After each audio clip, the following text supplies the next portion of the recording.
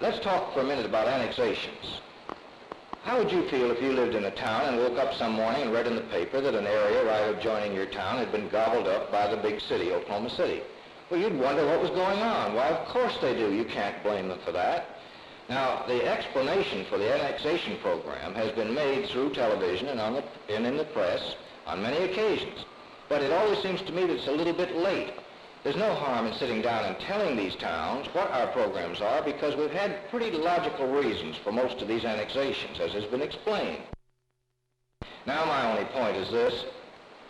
When you're talking with men as fine as the mayors and managers of these other towns, it's only fair that they should know what our program is. They're willing to tell us their programs, and I think that we have made a long step, a big step in that direction. Our last two meetings, we've had Oklahoma City's annexation map before us. We've discussed bit by bit, reason by reason, as to why these annexations have taken place. Perhaps we're awfully late. I think we are late in telling the story. But nevertheless, for the future, it's a good start. And in our future meetings, we will be discussing these things. And I think that the other towns are beginning to realize that, although, like I said before, you can't blame them for being mad if they don't know anything except what they read in the papers.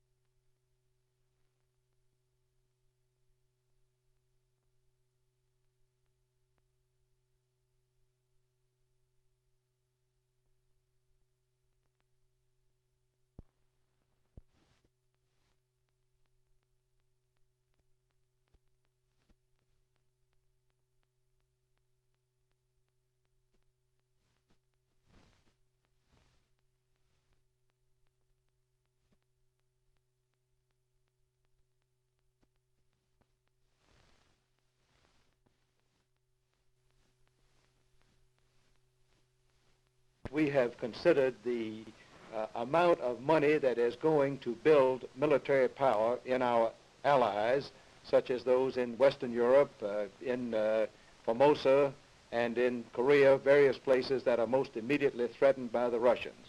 Incidentally, most of the funds go to the countries that are immediately adjacent to the Russians. And the level of expenditures for military assistance has been steadily going downward. In fact, we feel that with the increasing threat of the Russians, we may have to raise this level.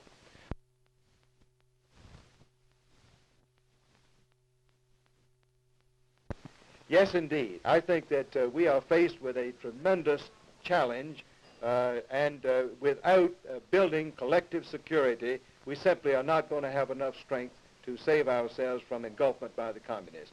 And the strength that will meet this issue must be supported by a heavy effort for many years on our part.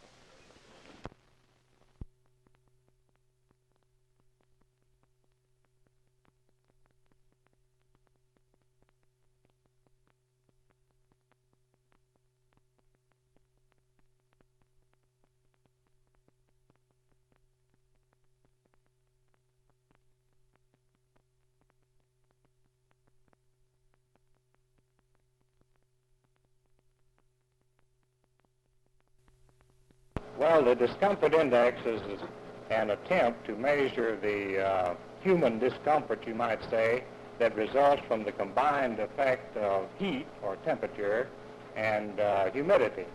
Mr. Pruitt, you mentioned that only the temperature and the humidity are used in computation of the discomfort index. Why don't we use other factors, such as the wind? Well, properly, of course, the wind should be used in figuring this type of index if it were intended to be used out of doors for the man on the street, so to speak. However, actually, most of the research that led up to this discomfort index as we use it today was done by the air conditioning people.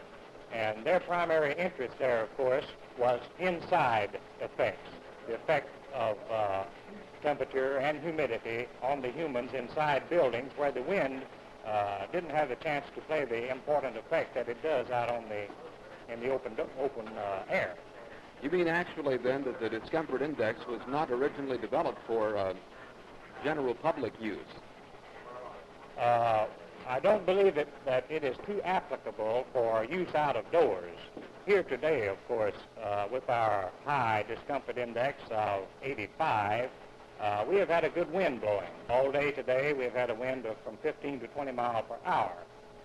This air movement or wind means that the natural moisture on our skin, the perspiration, evaporates rapidly. And evaporation, of course, is a cooling process within itself.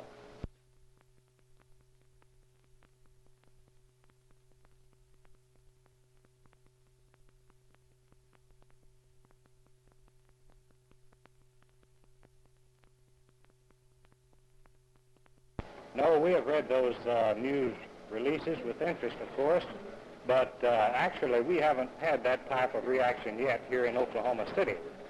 Perhaps today has been the first real trial that the discomfort index has had when it reached the 85-degree figure this afternoon.